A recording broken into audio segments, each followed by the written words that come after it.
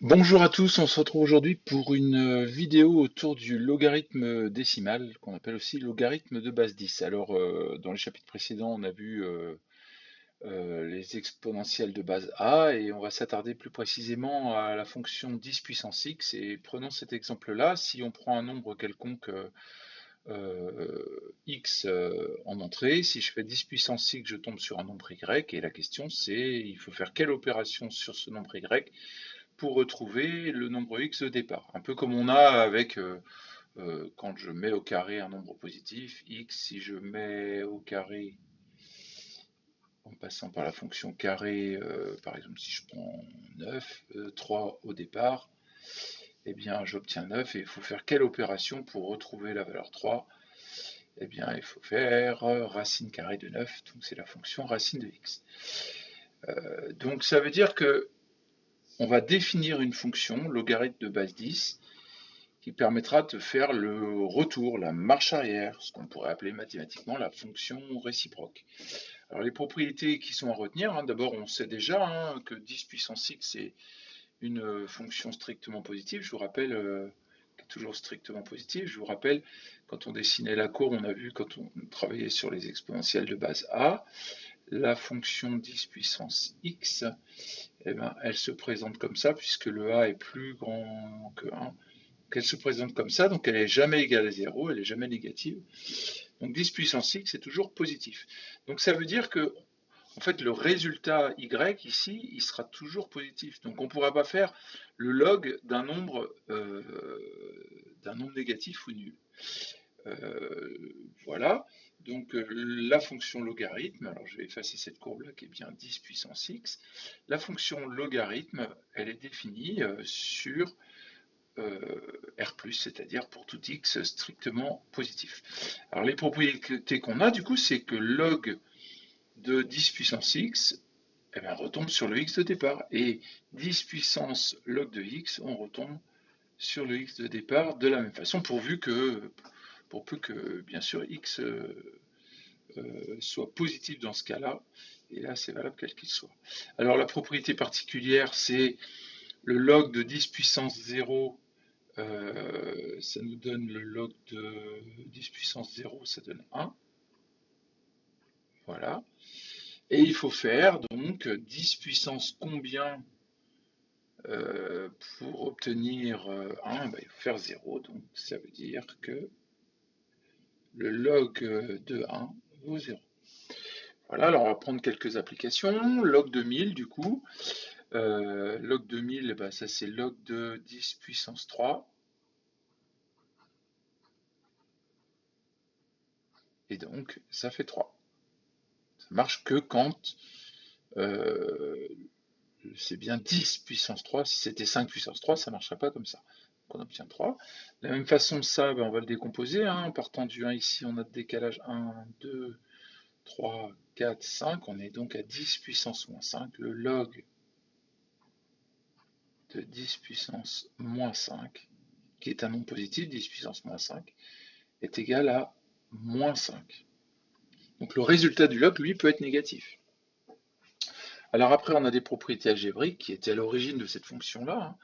Log de a fois b, c'est log de a plus log de b, de f là, hop là, excusez-moi, plus log de b, voilà. Alors en fait, on peut s'imaginer que c'est le contraire des opérations sur les puissances de 10. 10 puissance a plus b, ça fait 10 puissance a fois 10 puissance b, donc les opérations elles marchent dans l'autre sens aussi. Euh, c'est les opérations inverses des propriétés algébriques de la fonction 10 puissance x. Alors log de 1 sur a, bah, ça c'est moins log de a. Et ça a démontré en cours. Log de a sur b, bah, a sur b on peut dire que c'est a fois 1 sur b, donc ça fait log de a. Plus log de 1 sur b, et log de 1 sur b c'est moins log de b. Voilà. Et log de a puissance x, et ben ça, il faut retenir que ça fait x fois log de a. Alors, ce qui rend cette fonction log très utile dans la résolution des équations et des inéquations. Alors on applique un petit peu. Donc l'idée générale de ces exemples, c'est de décomposer au maximum l'écriture. Dès qu'il y aura des zéros, on essaiera d'utiliser des puissances de 10. Donc on va déjà décomposer ça comme ça. Log de 3 fois 5 fois 10 puissance 3. Voilà, comme ça, on va pouvoir séparer par un produit. Donc on a le log d'un produit, ça fait log de 3 plus log de 5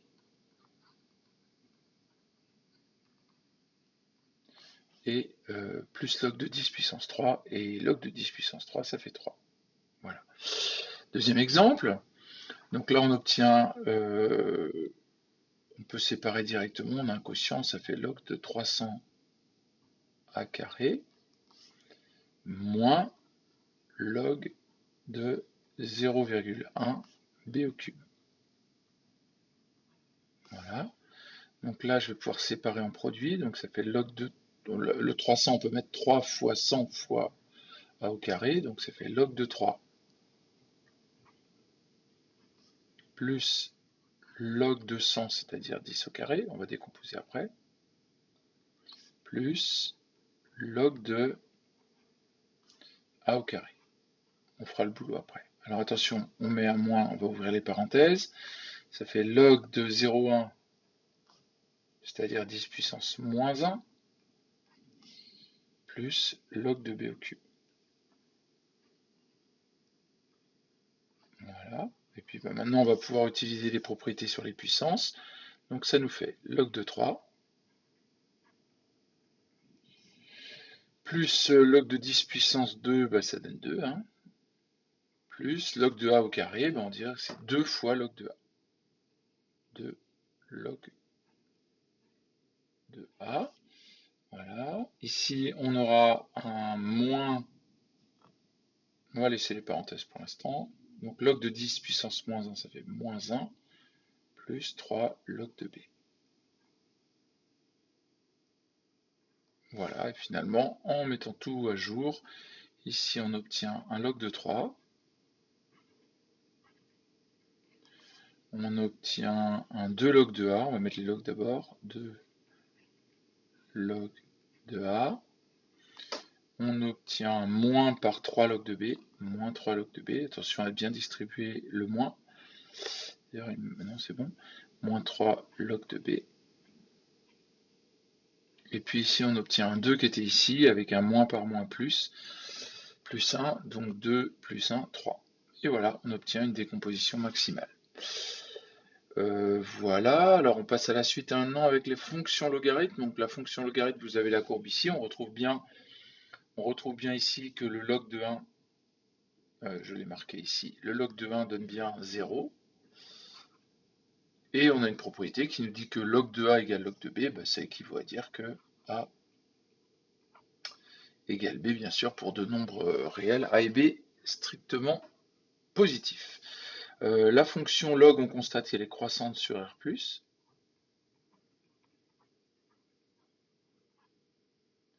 Donc ça veut dire que si a est plus petit que b avec deux nombres a et b strictement positifs, eh bien on peut dire que ça équivaut à log de a et log de b sont rangés dans le même sens que a et b, qui découle directement de la croissance de la fonction log, de la croissance stricte de la fonction log.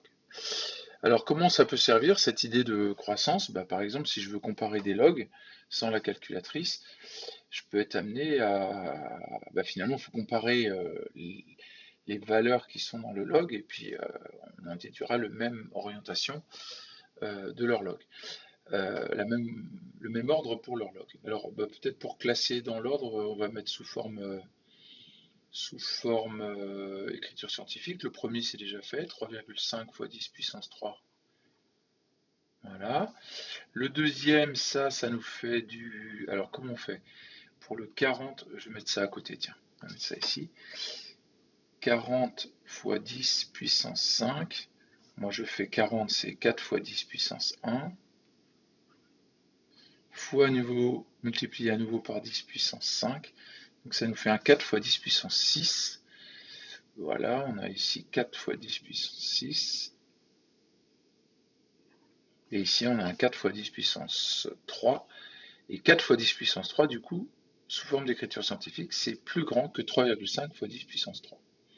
Puisque c'est la même puissance. Voilà. Du coup, on peut dire que ces trois nombres sont rangés dans ce sens. Et comme la fonction log est croissante, on en déduit que le log de 3,5 fois 10 puissance 3 est plus petit que le log de 4 fois 10 puissance 3, qui lui aussi est plus petit que le log de 4 fois 10 puissance 6. Voilà. Et l'argument à donner ici, c'est car la fonction log est croissante sur R+. Fonction log croissante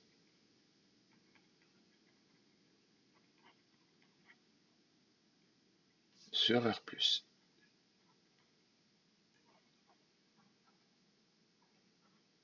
R+ étoile. Donc R+ étoile. Sur les nombres réels strictement positifs. Alors le point qui va nous servir encore, le savoir-faire sur le log, c'est le traitement des équations et des inéquations. Et je voulais donner des exemples assez compliqués pour qu'on voit vraiment les priorités opératoires, parce que c'est souvent un problème en STI 2D. À chaque fois qu'on veut isoler x, là 6 se trouve à gauche, le x de l'égalité, on doit essayer de repérer, on a affaire à quoi globalement? Là, ça, je vais mettre en vert à chaque fois, hein. Ça, globalement, c'est une différence entre deux nombres. Donc, on va s'occuper du moins 1 à droite, et pas le 3. Donc, il faut commencer par le moins 1. Donc, comme c'est moins 1 d'un côté, on va faire plus 1 de chaque côté, on obtiendra 3 log de x plus 2 égale à 8 plus 1, c'est-à-dire 9. Voilà. Maintenant, si à nouveau je prends mes couleurs, j'ai à gauche j'ai un produit entre le 3 et le log, donc c'est bien 3 fois, donc je vais diviser par 3 de chaque côté. J'obtiendrai log de x plus 2 est égal à 9 sur 3. Et 9 sur 3, je vais le laisser. 9 divisé par 3, ça fait 3. Voilà. Et maintenant qu'on a le log tout seul, c'est ça qu'il faut que vous reteniez. Il faut que d'un côté de l'égalité, on a le log ou la puissance toute seule. Il n'y a rien d'autre à polluer. Et là, on va pouvoir utiliser les propriétés du log ou des puissances de 10, c'est-à-dire que si ces deux expressions sont égales, on peut en déduire que 10 puissance log de x plus 2 est égal à 10 puissance 3. Moi, dans ma tête, je fais ça. Hop, je passe tout à la puissance de 10. Voilà, et finalement, du coup, alors attendez, je vais faire un peu de place. Finalement, on obtient 10 puissance log, ça s'élimine, donc ça fait x plus 1. X plus 2 est égal à 10 puissance 3. Et donc x égale à 10 puissance 3 moins 2, puisque c'est plus 2. Et donc ma solution, puisque la question c'est résoudre, il y a une seule solution qui est 10 puissance 3 moins 2. Prenez l'habitude de mettre la solution à chaque fois dès que la question c'est résoudre une équation ou une inéquation. On regarde le deuxième cas, mais ça, si vous savez le faire, n'hésitez pas à faire pause et puis avancer pour vérifier le résultat, hein. Ça peut être vu comme un exercice cette vidéo. Ça explique la longueur aussi. Donc là, globalement, j'ai quoi? Là, j'ai comme opération principale, à gauche de l'égalité, j'ai un 5 fois 7 puissance x plus 1 d'un côté. Hop là, je ne suis pas de la bonne couleur, on va garder le code couleur. J'ai un 5 fois 7 puissance x plus 1 d'un côté et un 3 de l'autre côté. Donc là, hop et hop, donc je m'occupe du 3 d'abord. Donc je vais faire plus 3 de chaque côté de l'égalité, et donc j'obtiendrai 5 fois 7 puissance x plus 1 est égal à 17 plus 3, c'est-à-dire 20. Voilà. À nouveau, j'ai un produit à gauche, donc je vais m'occuper du 5, et donc je vais diviser de chaque côté de l'égalité, ça va me faire du 7 puissance x plus 1 est égal à 20 divisé par 5, c'est-à-dire 4. Je divise de chaque côté. Voilà, et là j'ai une puissance toute seule. Et c'est là qu'on va travailler en disant, je vais prendre le log de chaque côté. Maintenant que j'ai ma puissance toute seule, log de 7 puissance x plus 1 est égal à log de 4. Ah oui, point important. Si jamais j'étais tombé sur 7 puissance x plus 1 est égal à moins 3, ben là il faut pouvoir s'arrêter en se rappelant que 7 puissance x plus 1, c'est une expression strictement positive, donc on aurait répondu ensemble vide. Attendez, je vais même le mettre là. Ici, cet exemple-là où... hop là, excusez-moi, je prends un peu de temps, mais ce petit exemple-là, il faut pouvoir l'avoir en tête. Donc ici, on pourra écrire, eh ben, ça nous donnera S égale ensemble vide, puisque 7 puissance x plus 1 est strictement positif, donc S égale ensemble vide. Dans cet exemple-là, ce n'est pas le cas ici, 7 puissance x plus 1 est égal à 4, donc il peut être égal à 4, et pour ce faire, on va utiliser le log. Là, on va utiliser les propriétés algébriques. Si c'était log de 10 puissance x plus 1, ben, on éliminerait le log et le 10, mais là, on a bien log de 7 puissance x plus 1, donc on va aller utiliser la propriété des puissances sur le log, donc c'est x plus 1 fois log de 7. C'est la puissance qui sort du log de 7 est égal à log de 4. Voilà. On a à faire un produit à gauche, donc on peut diviser par log de 7 de chaque côté. Ça nous fait x plus 1 est égal à log de 4 sur log de 7. Voilà. Et finalement, je suis un peu court au niveau place. Et finalement, ce qui m'apporte... attendez, je fais un peu de place. Ma solution, il suffit de faire moins 1 de chaque côté. Par là. Une petite réserve. Je fais moins 1 de chaque côté, donc ça nous fait x égale log de 4 sur log de 7. Et on fait moins 1 de chaque côté, donc moins 1. Et ma solution, cette fois-ci, ce sera S égale, bah, l'unique solution, c'est celle-là. Log de 4 sur log de 7. Moins 1. Voilà. Alors, on aura exactement le même travail sur les inéquations. Je peux continuer peut-être faire une petite séparation, là.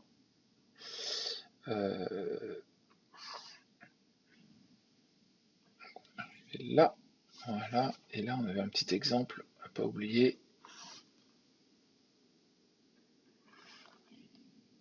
Voilà. Alors, je continue avec cette inéquation. Alors, on a la même propriété, hein. C'est juste que par moment, on arrivera à la situation. Il faudra faire attention, si on divise par un nombre négatif dans une inégalité, on change le sens de l'inégalité. Donc là, je ne vais pas détailler à nouveau. On a une différence entre 2 log de 3x plus 2 et 1. Donc c'est le 1 qu'on va virer d'abord. Donc ça nous fait 2. Alors là, je vais me permettre d'aller un peu plus vite. Et vous pouvez accélérer, n'hésitez pas. 2 log de 3x plus 2.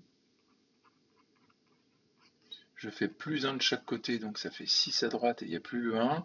Ensuite, je divise par 2, donc il n'y a plus le 2 de chaque côté, donc divisé par 2 de chaque côté. À gauche, il n'y aura plus le 2. À droite, il y aura 3. Donc on obtient log de 3x plus 2 plus petit que 3. Et là, ça y est, on a un log tout seul. Donc je vais pouvoir passer la puissance de 10. 10 puissance log de 3x plus 2 plus petit que 10 puissance 3. Arrivé là, bah le 10 et le log ils sautent, ça me fait 3x plus 2 plus petit que 10 puissance 3. Il ne me reste plus qu'à isoler x. 3x plus petit que 10 puissance 3 moins 2. Et puis je divise par 3 de chaque côté de l'égalité qui est un nombre positif, donc je ne change pas le sens de l'inégalité. Et enfin ma solution, du coup on peut dessiner sur l'axe réel, c'est tous les nombres avant cette expression 10 puissance 3 moins 2 sur 3, donc c'est de moins l'infini jusqu'à 10 puissance 3 moins 2 divisé par 3, c'était inférieur ou égal, donc on prend la valeur. Voilà. Tant pis, je ne vais pas faire cet exemple-là par rapport au temps imparti. On va s'attarder sur celui-là. Même travail ici, je m'occupe du 1 d'abord, ça me fera 5 fois 0,8 puissance x plus petit que, je fais plus 1 de chaque côté, donc ça me fera 4 à droite. Là, je divise par 5 de chaque côté, c'est un nombre positif, donc tout va bien, ça fait 0,8 puissance x plus petit que 5 quarts, non 4 cinquièmes, attention. J'ai une puissance toute seule de son côté, donc je vais pouvoir passer au log. La fonction log est croissante, donc log de 0,8 puissance x plus petit que log de 5 quarts de 4 cinquièmes. Voilà. J'utilise les propriétés sur le log, donc ça nous fait x log de 0,8 plus petit que log de 4 cinquièmes. Qu'est-ce que j'ai fait? Mon exemple il est bizarre, ça me fait 0,8 4 cinquièmes aussi. Bon, c'est pas grave. Log de... Tiens, moi je vais laisser 0,8 là. C'était pas prévu, mais c'est pas grave. Alors, le point important là, c'est que là, je veux diviser des deux côtés par log de 0,8.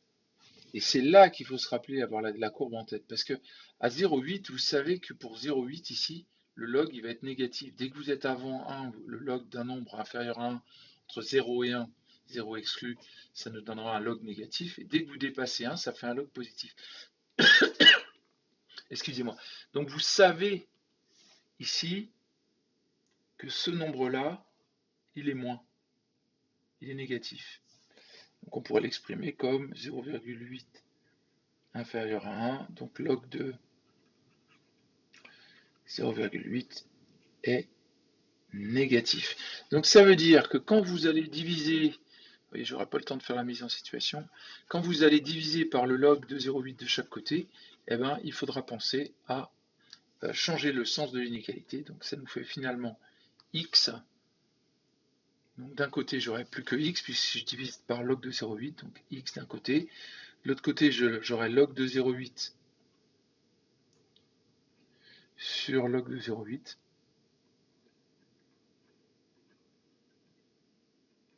Et là, j'étais rangé dans un certain sens. Comme je divise par un nombre négatif, je change le sens. Voilà, alors c'est un cas très particulier, puisqu'ici, log de 0,8 sur log de 0,8, ça nous donne 1. Donc on obtient x plus grand que 1. Et finalement, la solution est donc de 1 jusqu'à plus l'infini. L'infini, je ne prends jamais. Et 1, je ne prends pas parce que c'est strictement plus grand que 1. Voilà. J'espère que ces petits exemples vous auront aidé. Là encore, c'est en vrac, mais essayez de vous dire, je les refais, je fais pause, j'essaie de me les refaire et de bien analyser.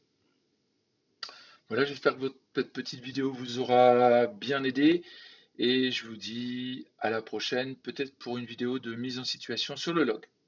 À très bientôt, au revoir, merci de votre écoute.